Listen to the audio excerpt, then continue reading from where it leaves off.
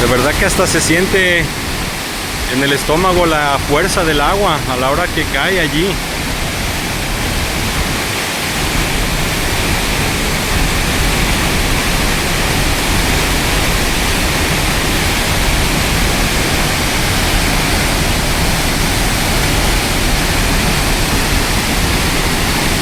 Es impresionante, de verdad impresionante.